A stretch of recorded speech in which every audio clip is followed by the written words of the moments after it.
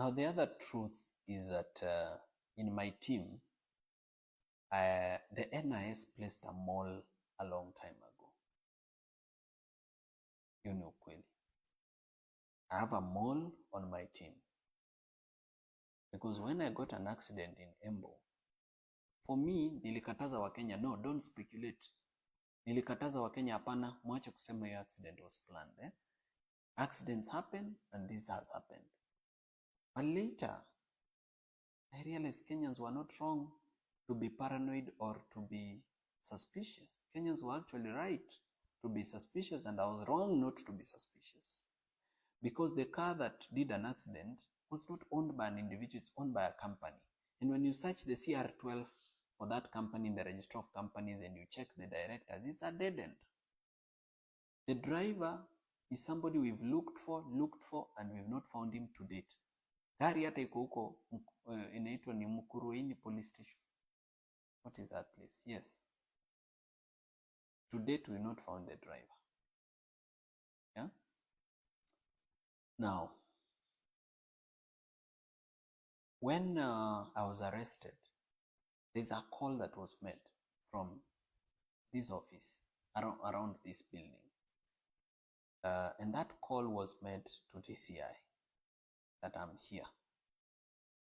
Somebody was called here, akaulizwa boss ako aliposema ako, that person called DCI. When DCI came to this office for an arrest, they didn't guess.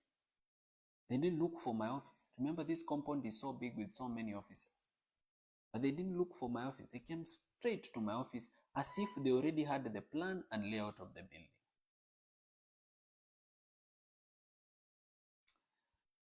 When bombers happened, okay, when I was arrested, this mall was not there. So whenever bad things happen, hakuangi anywhere near. Bombers, this person is a very close person in my team and should have been at Bombers, because kama naenda Bombers na team yangu imenijoin, mbona yeye ana miss na kwake ni karibu na Bombers? Mbona alikuja huku kwa ofisi mahali siko badala aende Bombers mahali ni karibu na hata mahali yeye anaishi? So the NIS placed a person in my team a long time ago. When you research this person's history, you are not able to know which primary school they went to, secondary school. They wiped their profile clean. And the best way to hoodwink Kenyans has been, this person pretends, to criticize the government, to say bad things, to expose projects so that we can trust this person. There's been an attempt to poison my food, and I'm thankful to God that it didn't happen. Na kama singejua that we have a mall, I think by now I would be dead. But I'm grateful to God and to the various Kenyans who've been sending me information, telling me be careful about this person. And I have now become very serious about my security.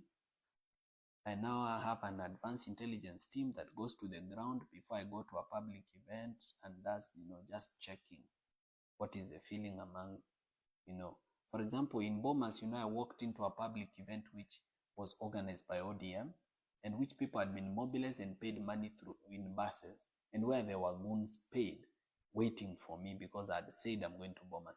I've never been attacked anywhere in Kenya because I've never said I'm going to this place. Sijai sema leo naenda Embu, ama leo naenda Githurai, ama leo naenda Kitengela, ama leo naenda Molot Bomet. I've never said it. Hata nikisemanga nasemanga tu I'll be in Rift Valley generally. But because these people knew I'm specifically coming to, KICC, which later turned to Bomas, they planned very well kuniua. But they didn't succeed. Because God is good and because there is a mission. God has given me a mission and I must complete it. That's why He has kept me alive. So from now on, Kenyans, wakati mnaangalia timu yangu na kuna mtu mnajua na mnajua ni mbaya, please don't keep quiet. Always raise alarm. I've started vetting every member of my team, where they went to school, what they did, who they are, why they are here, what they do for a living, what they are doing. But Wakenya mnisaidie kwa hiyo mambo so that tusikue na malls kwa timu yetu. There is also another incident that I was about to forget. When I was attacked at Bomas, I went to the hospital. When I went to the hospital, I was treated, but wind got to the media and other people that I'm at Nairobi hospital, so I left the hospital. I came to this office to pick something before I go to the next hospital, so nilikuwa nasaidiwa na watu wangu. Na nilipofika hapa kwa ofisi, I got information from 3 different sources that I'll be arrested. And the reason I was supposed to be arrested on Friday was the police were looking for someone to blame for what happened at Bomas. They were saying, let's blame the chaos on Morara. But me, I was asking, but Morara came alone. In fact, at the door, he was only allowed to enter with 1 guard. So how do you blame it on him? But the police wanted actually to arrest me on Friday and blame the chaos on Bomas on me.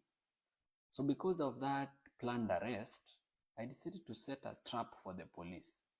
Because I knew they are tracking my phones, I said, nitawacha simu zangu hapa, I'll go without a phone. Let's see whether the police will come. And the police never came. Because their mole, the NIS mole inside my team, told them ameondoka msikuje. This only goes a long way in showing Kenyans that it's no longer business as usual. My life is actually in danger and I need to be more careful than I've been. Now, the reason I had not beefed up my security, some Kenyans have been saying, sasa wewe Morara, kwani unatembea kama Mkenya wa kawaida, kwa nini usibeef up security? Why are you failing? But security is expensive. Security is not cheap. Let's say, hypothetically speaking, let's say you pay one security guard, say 20 or 25,000, for example. Just an example.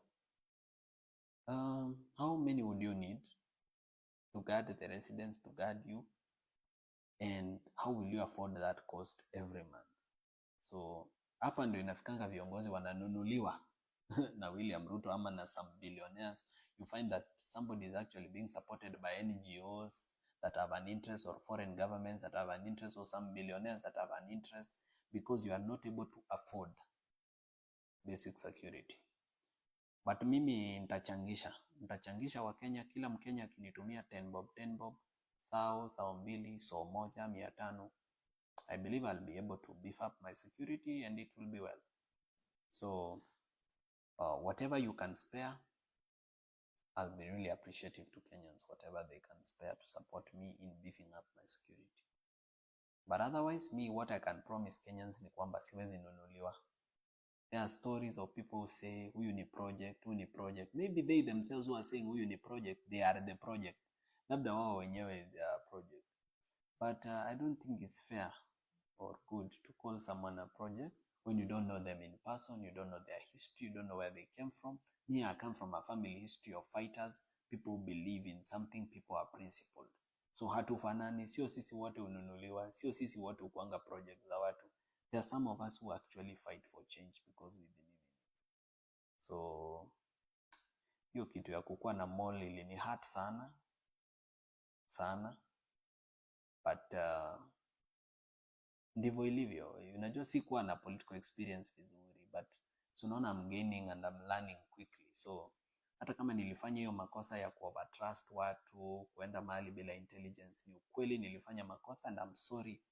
I apologize to all Kenyans kwamba hapo niliteleza, lakini it will not happen again.